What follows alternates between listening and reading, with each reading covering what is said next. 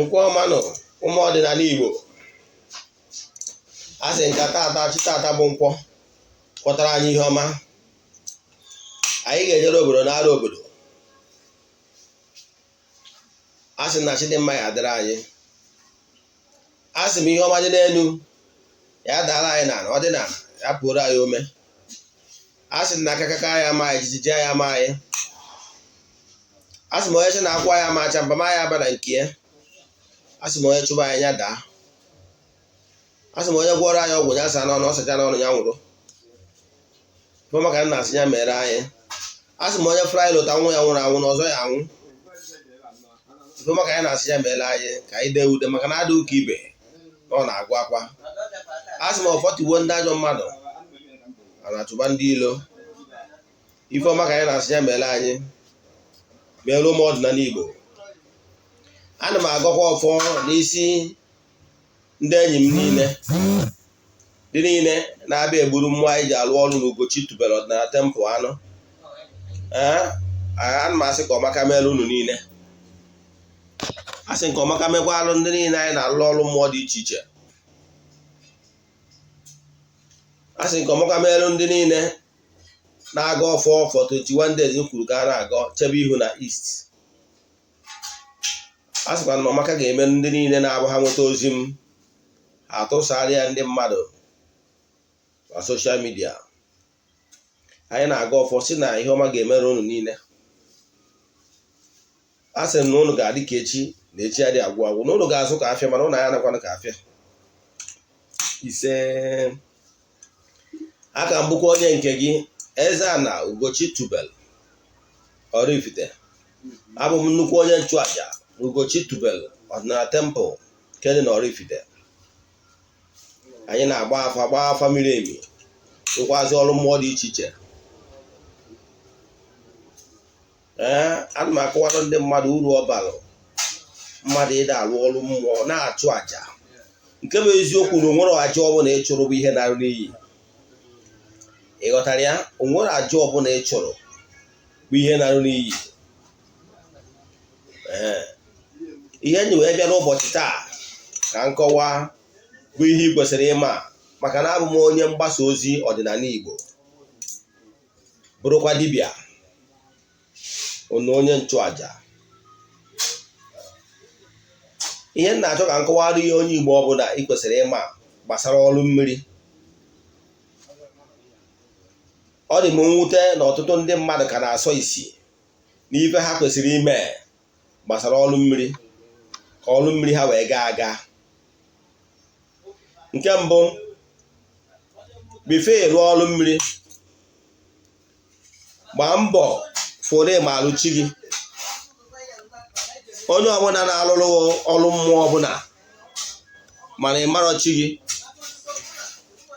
anaghị emere gị ihe ọma, maka na ndị Igbo na-atụ ilu si na ọ bụ chi bụ ụzọ. Enweghị m ike ịlụrụ mmadụ ọrụ mmụọ ọbụla na-ebu m ụzọ kpọtuo chi onye anwa, maka na ndị Igbo na-atụ ilu si na ọ bụrụ na chi mmadụ adịghị n'izu na-achọ onye anwa agwọ. Meaning, ọ bụrụ na izuzu ọbụla mmụọ ọbụla maọbụ mmadụ ọbụla na-ezu n'ebe ị nọ iji megide gị, ọ bụrụ na chi ga-asịrọ na nwaanyị dị ka apịawa ya azụ na ọ dị ana ife ka ntene ya ife, ọ bụrụ na chi ga-enyere nkwado, nke bụ eziokwu na izuzu onye iro na-akpa bụ na nkịtị nkịtị. Ịghọtara ya? Ọnya ka ndị Igbo ji tụnya bụ inu si na chi bụ ụzọ na chi ji oke. Kedụzi ka o si adịghị ka ị ga-enyelu ọrụ mmụọ dịka ọrụ mmiri ịkwụ ngọ maka na ihe a na-eji ime ọ dịghị ka ihe hapụ chi gị n'azụ. Ịma na ndị Igbo tụrụ elu si na onye bụrụ chi ya ụzọ ọ gbagbuo onwe ya n'ọsọ. Ịghọtara ya? Ụfọdụ ya abịakwute m sị m Eze-Ana ọ sị m na ya alụghị ọrụ mmiri ugboro kwuru ugboro. Nwanne ka m kọwara gị ihe na-eme ka o wee doo anya na ọ bụrụ ọrụ mmiri ka ị lụrụ na ihe iji eme bụ ile ọma ka ị bịara. Ihe iji eme ka nkọwara ya dịka onye Igbo, ihe iji eme bụ ịkụ aka n'ụzọ. Ka iji ekwu aka n'ụzọ na ọ bụrụ na omenala Igbo ka ntapịaziere gị ya. Aka n'ụzọ ka iji ekwu, ọ bụrụ nwaanyị ijere ọrụ mmiri. Nke bụ eziokwu bụ na ezi asụsụ bụ na ya ọrụ mmiri bụ ịgba nkwụ in reverse. Ọrụ mmiri bụ ịgba nkwụ in reverse. taizi almost ihe eji agba nkwụ ka ị na-emegharị wee na-asị nwaanyị dị mmiri gị ma ọ nwunye mmiri gị na ya bụ alụmdi na nwunye gị na ya na-anụ ka obe na ya bụ alụmdi na nwunye gị na ya bezie ka ị wee lụọ di ma ọ lụọ nwunye n'elu ụwa. Ịghọtara ya? Ị na-ediri ime dị needful. Mana ọ nwere ndị na-abịa je kpere ụlọ ile ọma mma akọwara gị ihe ị na-ediri ka ị wee lụọ ọrụ mmiri ka ị wee lụta ya. Like ụta ada bụ nkwọ anyị jikwa alụ mmadụ ọrụ mmiri, mana dịka anyị si malụ abụrọ m onye na-eme show. Yes, abụrọ m ụdị dibịa ahụ, abụrọ m dibịa soshal midia. Ọ na be nna m na anọ Oraifite ka m na-alụ dibịa nke m. Ịghọtara ya? Ọkwa ebe a ka Ugochi tụwọdụ na tempụl dị. Abụrọ m onye ya abụ na nje na mmiri eje na-ese ebe m na-alụ ọrụ mmiri ya dị aka ụdị aka ọ dibịa soshal midia na-eme n'ọfụ. Ịbata na ya na-emetụ abụ na the identity of onye anyị na-alụrụ ọrụ i-protect ya dị very very important. And level m na n'ọdịnala Igbo ya na-eru ọrụ mmụọ akarịgo nke ime propaganda. Ọnya ka m na-ekwu. So enidrom ya ọrụ mmiri bụ na o nwere ụbọchị anyị na-eji alụ ndị mmadụ ọrụ mmiri. Ọ bụrụ ihe dịka mmadụ ịnọ n'ofu ụbọchị, mana na ome mmadụ ịnọ nwere ike ọ bụrụ ịbụa nọ prezent, enwere ike ịbụa nọ prezent. Maka ndị na-ajụ ajụ, yes, enwere ike ịlụrụ mmadụ ọrụ mmiri na ọ bụrụ na ọ nọrọ ya. Etu ahụ ọ dị n'ọdịnala Igbo, enwere ike ịnụrụ mmadụ ọrụ nụtara ya nwaanyị wute atụ onye ahụ nọ prezent. Example, nwere ike ọnwụ nwa agbọghọbịa gị na ya mabụ mana esi na ijiri ego iji anụ nwaanyị na-edịrọ nkwadobe ka ijebe obodo oyibo ka ije nweta ego, inwetazie ego ka ị bịa mee ihe dị n'isi.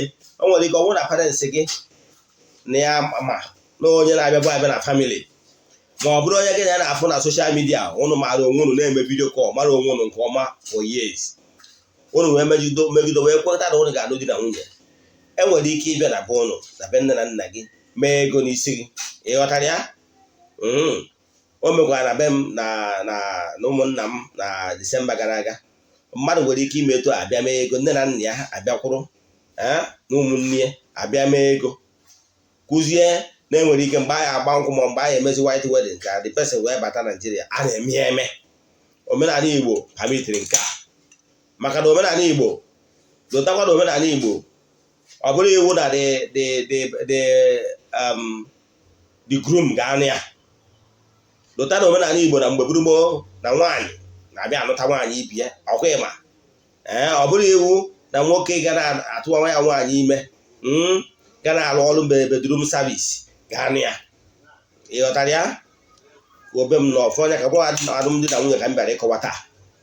Mana ihe m chọrọ ịkọwara maka ọrụ mmiri, ihe dị mkpa n'ọrụ mmiri bụ ka m chọrọ ịgụsịrị gị bifo m gaa n'iru. Ihe m chọrọ ịgwa ndị dibịa ibe m na ndị dibịa soshal midia bụ maka mpịawa azụ, ka ị wee gbanahụ mpịawa azụ ma ọ bụ ịgba ochu ndị mmiri, maka ime ghara imebi ihu ọrụ gị. Mgbe ị mebiri ihe ọrụ, ịchọwa onye na-eme gị. Ọ bụrụ na akpọrọ gị ọrụ ma onye na soshal midia, ịmaka mana si klem nwa na ibu dibịa ma ọ jewe ọrụ mmiri, maka na ọrụ mmiri onye ọ naghị ekele ma ọrụ mmiri gwekọta ọrụ mmiri onye ọ naghị egorowe ihe ọ na-eri wee jee na mmiri. Then ma ọ bụ ndị site practice ihe abụrụ ọdịnala na-agbanyekwu na mmiri. Ihe na-achọ ịkụwara gị bụ like mụnwa ka etu ọrụ mmiri si aga aga. Etu si alụ ọrụ mmiri nke mbụ na ịchọ ka alụ ọrụ mmiri, ewu na-abụ ga-adị involved, something with 4 legs. N'ọdịnala Igbo, ihe ọbụla ji 4 leg iwere wee si ilu enye agrimenti ọkwụrụ ka mma alụ ga-atụ. Maka na ndị magoro mana ana m alaiki ihe ọbụma atụ na nkụzi m ọbụla. Ọ bụrụ na igoro ana n'ala Igbo, iwee bụrụ na igburu ewu something with 4 leg wee si ilue up, enwere every possibility na ndị igoro ana nwere ike ibi echi si na ha adaghị elerozi ya na ha ga-akwụghachi gị ụgwọ n'ọdịnala Igbo. Ka ofu. Nke ịbụa, ịgba nkwụ nwaanyị. Ijugo onwe gere ịghọta na ndị Igbo adịghị agba nkwụ nwaanyị ugboro na-abụ. Ọ bụrụ na ịnụcha nwaanyị gbaa nkwụ ya, ụbọchị ya na-agba nkwụ ya, o nwere ewu dị very important a na-akpọ ya ụmụnna nwe nwa, eje gboro ndị ichie gboro ana ịghọtara ya. Ọ bụrụ na gị na nwaanyị a n'udo di na nwunye for any reason ọ na-anọrọzi, ihe a ga-abalansị gị bụ so ego i mere n'isi nwaanyị bride price, mana ihe gbasara agbamnkwụ adị aka akụkọ ya aka adị abalansị ya.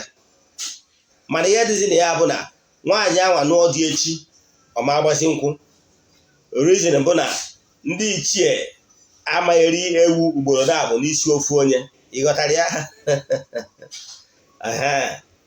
So etu a ka ọ dị n'ọrụ mmiri.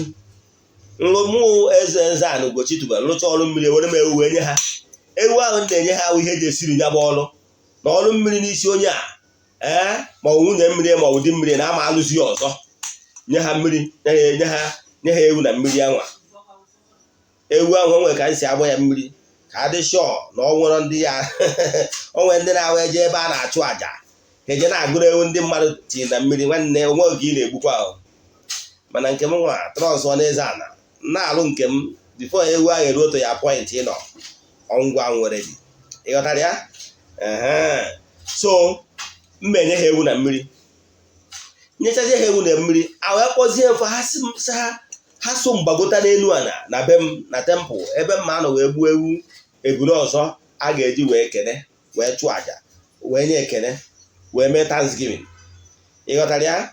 Naizi etu m si eme ewu m bịa na mmiri anwa, ọ bụrụ na m gbasara afado na mmiri m ji alụ ọrụ ka anyị mma nọ wee lụọ ọrụ mmiri.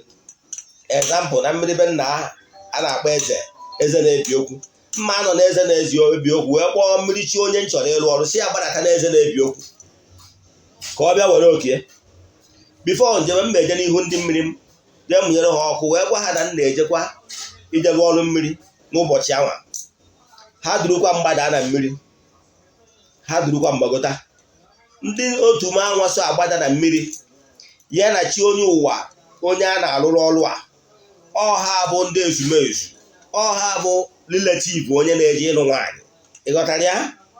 So na aja ịlụ ọrụ mmiri ekwesịrị ka awụ na-alụ akpọtugo chi gị, ka chi gị soro ụbọchị ejere ịlụrụ ọrụ mmiri, ka ndị ichie ebe nne gị na ndị ichie ebe nna gị soro ụbọchị ejere gị ịlụrụ ọrụ mmiri, ịghọtara ya. Ka o wee gazie ndị mmụọ a adị afụ anya na ndị mmiri ma ọha bụ relative gị so wee na-agbada ka ha bụrụ ndị akaebe na ụbọchị dị etu a na-abịa akwụ ngwọ, ịghọtara ya. Ọnya batara na iyi alụ ọrụ mmiri n'ihi akpọtụ chi gị bifo ijebe n'ọrụ mmiri. Ọ bụrụ na imeri ọ dị very possible na ọrụ mmiri nwere ike ya gara maka na ofu onye aja a eji anụta nwaanyị. Na mụnwa na onwe mbụ dibịa bụzi onye na-eme ofishet kwuo onye duzi uwe gbadara mmiri ka nje kwụọ ngọ n'isi gị nọ ka onye mbe a na-enwe na alụmdi na nwunye.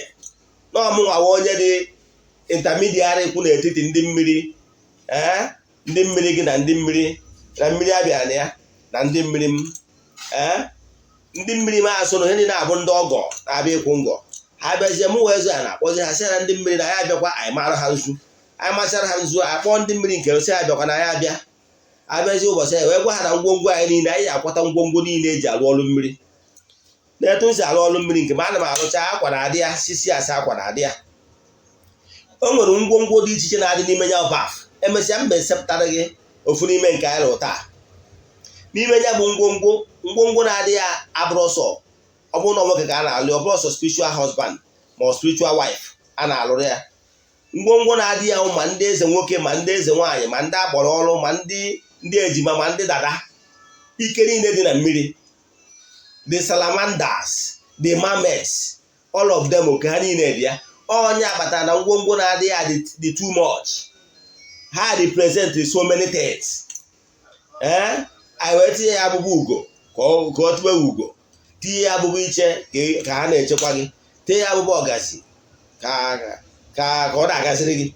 E nwere ọtụtụ ibe niile a na-etinye ya ma nkwụ ndị ichie, enwere so many things a na-etinye representary ihe niile a n'ọdụ ka ngwongwo niile a na-ebi nwe nwaanyị ụbọchị nwaanyị na-agba nkwụ, ịghọtara ya. Lota na omume gburugbo nwaanyị na-agba nkwụ na-ama ọgọdọ na-etu ndị be anyị si asụ a na-etinye ya enye ya ikwe, nye ya ihe eji esi nri, nwunye ya nnekwu ọkụkọ, nwunye ya obere nne ewu. Enwere ọtụtụ ihe dị important, ọ bụrụ friji ma ọ bụ telivishọn, ụmụ ihe ndị na-ahụ ihe ndị agba ọfụ, mana enwere ihe ndị dị important nye ya azịza eji azụ ụlọ ma ọ ga na-azara dị ya ụlọ, ịghọtara ya. Ụdịrị ihe ndị a ka anyị na-atụrụkọgasị ihe ndị dị mkpa nwere meaning na ya bụ ngwa abịara ịbịakwụ.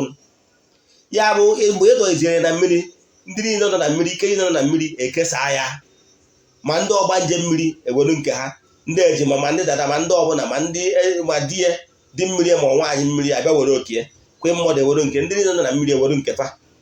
Enwekwara ihe ọnụ na-eri for salamanders, the mammals, the living beings, all the entities, all the beings, all the animistic niile bi na mmiri. Ịma na o nwere animistic bi na mmiri, mara all those animistic niile abụ ndị a na-achụrụ aja ihe ọnụ na-eri. Enwere ihe ọnụ na-eri, kpọọ ya azụ, kpọọ ihe ọbụla, ihe niile bi na mmiri aja ha na-achụ ụbọchị ahụ, ha na-eri ya, ha na-enwe aṅụrị, na-asị ekele dịkwara nwanne na ọgụnwa bịara na adị agụ ọfọ na ihe ị bịara meta ata na ọ ya agazi maka enyego ha oke nke ha. Ịghọtara ya? Ọnya batara eji eti ya ma ihe ọnụ na-eri, maka na mgbe ahụ ha sịrị ihe ọnụ na-eri, ha fụrụ ha mara ihe abụ ihe aja na ọ bụrụ ihe dara onwe dị afọ, ha ka na-enyekwa otito to ndị nwe mmadụ na ndị mmiri. Ịghọtara ya? Ọ ihe niile a ga-eme ka ọrụ ya ma ọrụ gazie. Anyị mesisie nke anwa bicha ha oke ha, anyị wee were obere ewu anyị ga-enye ha eji esiri ya bụ ọrụ, wee kwuo na ọrụ a alụ taa na ama alụsi ọzọ, na-ejiriga ewu a wee siri onye bụ ọrụ. Anyị mesisie ya, wetakwa na ngwa na ma sisi asa akwa anyị na-enye ha, si ya na tata na ebe nnọ ebe nsi na na-agba nkwụ nwaanyị, akwa ya adịrịrị ya, abada ya adị ya. Ịdozi mmadụ ha meni ọ dị, mana abada at least ofu ya represent ihe a na-eme. Emesizie nke a, ịgwazie ha, ha sokwazie gị gbagota n'elu ala n'ebe a ka enwezi item 7 ịkụ ngazi eze. Ịghọtara ya? Ịma na ọ na-awa ịbịa weta ihe ịgba nkwụ nwaanyị bụ ichi ụmụnna na-akpọla isi oke ha zuo, ha ekwuo na oke ha ezuo na iwee kpọghazie ha na item 7 na ebe a ga na-akụ ngazi n'eze. Ọkwa eziokwu? Ọ dat item 7 na aka ọ na-abụ anyị kwụnyecha ha ngwongwo ha na mmiri, anyị gwazie ha gbagota n'elu ala maka item 7 rice and stew very plenty. Agbagotadịrị elu ala anwa, akpọzie m ndị mmiri nke onye anwa jee n'ihu ndị mmiri nke m, egbuziere ha ya bụ eburu ahụ bụ ka onye arụrụ ọrụ na-ede ude, ka anyị nwere onwe anyị nọ n'Ugochi tụrụ na tembụl ka anyị na-ede ude. Egbutazie ya bụ eburu, esie mee saraka, gota ọ bụrụ pepe soup ka anyị emewere agịrị, bụrụ na anyị esiri anyị whatever, wota mmanya nye onye ọbụla ụdị mmanya ọ na-aṅụ. Ọnya saraka a na-eme, ọnya bụ item 7 na ọ na-abụ ije agbamnkwụ, emechaa kpọọ ụnụ nye ụnụ ife ụnụ na-eri. Ịghọtara ya? Ịnwanne isi ede alụcha ọrụ mmiri ga-aga stretch. O nwere let me warn ụfọdụ ndị ọkụrụ ọgwụ nọ na social media. O nwere ndị otu ngwa ọkụrụ ọgwụ, agwara m ụnụ na onye ọbụla bụ onye ọkụrụ ọgwụ na ịgba ọsọ agwụ ji ala ọdịnala Igbo, jee jụọ nna ma ọ gbada vileji gị, ị ga-ama maka ndị nọ na mba dị iche iche ma mba obodo ya na-alụ dibịa. Kedu ka unu si enweta ihe ọrụ unu ji alụ ọrụ? Ihe m na-achọ ịkọwalụ gị bụ onwe ndị na-abụ na-ejere rụọ ọrụ mmadụ 5 ka m kwuo nke maka na ebere unu na-eme m jee maka onye ndị mmiri gbara ụchụ tọrọ atọ, ụchụ ha na-ekwe nwụchapụ izili. Ọ bụrụ na iji elu ndị mmadụ ọrụ mmadụ 4, o nwere ụbọchị anyị ji eru ọrụ ndị mmadụ ọrụ na mmiri mmadụ 4, anyị ji ewu obere 4 wee gbada na mmiri, eburu 4 dị n'ụlọ. So mgbe anyị ji elụchaja ọrụ gbagota n'elu ala, egburu 4 anwa egbuchara m ya n'ihu ndị mmiri m, one after the other for each person ọbụla. Ịghọtara ya? Na eburu nke a na anyị na-egbu ya ka mmaatụ because of ọ nwere onwe mmaatụ na a na-egbu eburu a maka because of ọrụ mmiri anyị ji elụlụ eze ala Ugochi tụbara. Ịghọtara ya? Anyị gbuo ya, anyị bụta eburu nke ọzọ na anyị na-eje egbu eburu nke a because of ọrụ mmiri anyị ji elụlụ so person. Ịghọtara ya? Etu a ka anyị esimedo gbucha eburu na mana ọ nwere ndị debere ahụ na ha dị smart, ha na-aghọ mmụọ aghụghọ. O jee lụọ ọrụ mmadụ n'ọrụ, as long as na o jee lụọ ọrụ at the same day, ọ gbagotazi o were ego ebunu akwa ịja tii na akpa, were ofu ebunu gbuoro ha fọ mmadụ 4 niile ahụ o jee lụọ ọrụ na ụdị na ya dị smart, were ego nke ụdọfọ ya na akpa. Nwanne ide aghụghọ ndị mmiri aghụghọ onwe gị na-egbu maka ndị mmiri a kpọtara ndị a mana oke ha na each person ọbụla nwere nke a enye ha. So ị bụrụ onye na-eje alụ mmadụ ọrụ mmiri, inyecha iwere ewu ya ejenye ha na mmiri, ịdatazie ndị mmiri nke gị so wee jezi mmiri, ịgbawa ha aka, dịkwa gị na mpịawa azụ. Nwere ihe a na-apụ n'ọrụ a, ndị mmadụ ndị ọkụrụ ọgwọ ime ya gbana ya eje gbaji ọsọ agwụ onwe ya na-akpọ ịgbaji ọsọ agwụ na-akpọrọ kọlụ ya I agree mana ị ga-eje na o nwere ihe mmadụ ga-akụziri na-ewu onye egwu ọya na ahụike dị na mma ị na-eje na medical school ị bụrụ onye wụ na-ewu reverend na ịchọrọ ịzụ na nke ndị ụka ọbịa ije na theology school ọ bụrụ ya ebe ndị ka mara ya agbaziri gị na ọrịa nọkọta esi na obi gị gwara gị ofu ihe mekawa ofu ihe na-ege na-ebịawa azụ apịawa azụ ịgbagharịwa chọwa onye ya azọpụta gị be warned anya ka maka ya ka anyị ekwesịghị m ikwu ihe a because mana ebe na ụlọ na-eme ma ọ na-emecha ụfọdụ abịa na nke mbe na-atụgharịrị na ihe ụlọ ha etipịa ga-etipịa ka ịkpata na ọya etipịa ịkpata na ọya etipịa ọrụ ọ na-abụ irie nke mmụọ debe ahụ na ịdị smart ọrụ mmiri ego adịrị ya ịghọtara ya ọrụ mmiri because of the high cost of materials eji arụ ọrụ mmiri ihe nji arụ ọrụ mmiri 80k ma that 80k ahụ adịrị enough that is ọrụ mmiri ga na-adịrị ya because only the ebunu na-ewu obere ihe eji ewu obere ewu a kịta na-achụ almost 18-20k o dipendere isi wee bịa n'ahịa gbasị ịbịa n'ahịa ọgwụ ụbọchị ya abịa ọdị ụkọ igosi anyị igwe ebu fi na-eme nke ifu na ispendịra 50-something thousand iwe je banye n'ihe ndị ọzọ iyi ego wee jelụja bụ ọrụ na-agbanyekwa n'ime ego a ka anyị esi wee ego ma biya ma mọtụ ma ndị niile bata maka na iwu ji ọ bụghị ha na nke eze anụ Ugochi tụrụ eke bịa na iwu ji n'ụbọchị a rụrụ ọrụ mmiri onye ọbụla batakwa anụ ya eri nri ma ọ tebụl ihe pepe sup and onye ahụ aṅụ ụdị mmanya ọ chọrọ nke a ụdọọlị ịmasị ha na bọtụlụ at least one bottle ịghọtara ya so ọ na ebe ahụ ego ahụ ka ị esi ego entertainment na ego ahụ ebe ahụ ka ọ dị and ego ahụ ka ị ga-eji wee go ngwongwo ndị ọzọ ibu wee gbada mmiri dị na baf ịghọtara ya so ịrụcha ya ịfụ na gị nwanyere ọrụ ahụ nwere ike ma ihe nwere ezigbo ego pụtara na ya however I'm happy doing it because imeta ịlụ ọrụ kwesịrị ịlụ because my mission is actually to help people live better life ọnya ihe dị na ya o nwebe mgbe mbụ like last year anyị na-anacha less 50-60 but now livestock is so expensive I don't really know where Nigeria is heading to anyị bụ ndị Igbo anyị akpachapụtara anụmanụ zuru enough ọrụ ịghọtara ya so ka ọ ha m na-etu a emesịa na njedebe vidio a ị ga-awọchị fụ ihe ndị anyị onye anyị rụrụ ọrụ taa a sị nka vidio ụfọdụ ihe n'ihe merenụ wee gosi gị maka na mgbe anyị arụcha anya m ọrụ mmiri anyị gbagọtawazie n'elu a na mgbe anyị na-achọzi ịna anyị na-akwụsị n'ụzọ wee chụpụrụ ndị a na-akpọ ndị ọgbanje enu a na-aja ofu ụbọchị anyị rụrụ ọrụ mmiri maka na ngwongwo nke itinye na mmiri kọntenụrụ ibu ndị ọgbanje mmiri den fọ ndị ọgbanje enu ana ịgbagọtazie n'enu ana ịdọwara ha nke ha wee gbagorozie wee gaje tụọ aja ekene ka ọ ha m n'ọnụ etu a abụ m onye nke gị Ugochi tubelu Oraifite Eze-Ana echiri m ọzọ Eze-Ana maka ndị amaranụ wee na-asị na ọmaka ga-ebere anyị onwe ihe ọbụla ịghọtara na nkụzi a nkụzikwara gbasara ọrụ mmiri send ya meseji na 08057837672 ọ WhatsApp nọmba ka ọ bụ ị nwere ike ịkpọ m ma send ya meseji voice call adị m enegha ya anya ka nyere gị aka ma ọ bụ ihe ọbụla na-agbagwoju gị anya n'ọdịnala Igbo my mission is to help people live better life nwanne ya gazie ụbọchị nta